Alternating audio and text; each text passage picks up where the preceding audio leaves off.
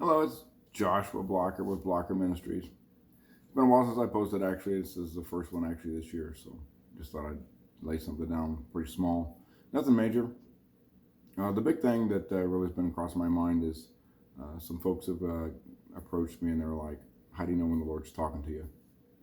And so the things that I've noticed over the years is the little small still voice that's inside of you is the Holy Spirit, if you will.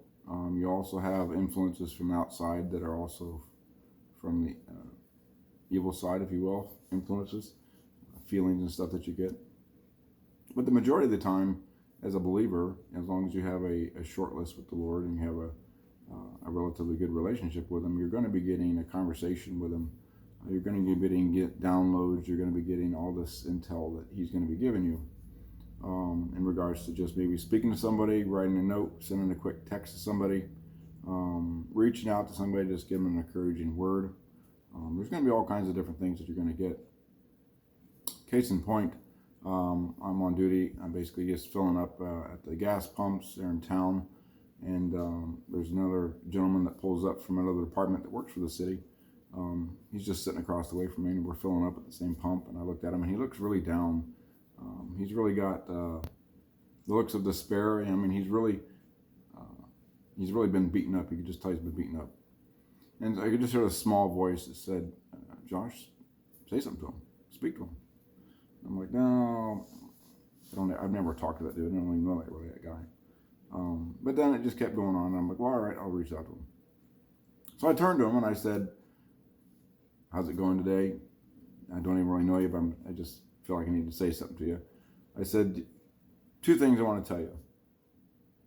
The Lord loves you, and He's never forgot about you. I just want to let you know." And he kind of breaks down and he starts to tear up. And he goes, "I was just asking the Lord to do something, say something to me, show me something," because he was getting a little down. And he'd asked the Lord to reach out to him. And in that moment of time, when that conversation happened, it validated in his world that the Lord was real, the Lord was speaking to him, the Lord wasn't abandoning him, and the Lord had him in the palm of His hand, if you will. So it was an encouragement. It was a kind of a step for me because it was in a time frame where I really didn't feel comfortable talking to him. But I reached out. I said, "The Lord loves you. The Lord cares about you. He's not forgot about you." And I left it at that. And so it was real small, but it was huge for him. You could just tell it just changed his whole perspective on a lot of things, and it enlightened him a little bit. So it was pretty awesome.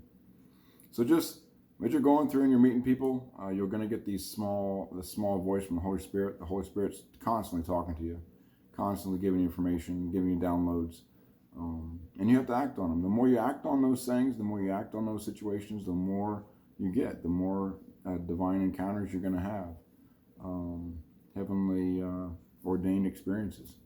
And so they're going to get stronger and stronger as you go. Now you can also suppress them. You can also go the other way and just keep pushing them back. And then they get smaller and smaller, and you just don't hear them anymore. That happens. But you got to be able to be on a short list with the Lord, get that habitual stuff out of your life, habitual sin off your chest, be in contact with the Lord in prayer and His Word, and on that good page with Him. And then I guarantee you'll start hearing that voice, the Holy Spirit just communicating with you. And then maybe just leaving a tip at a restaurant for someone, going up and paying for a grocery bill, going up paying for someone's gas, going up and paying for someone's dinner. We have multiple different occasions where that has occurred. And we just felt like the Lord was putting it on our heart to bless someone else and bless others.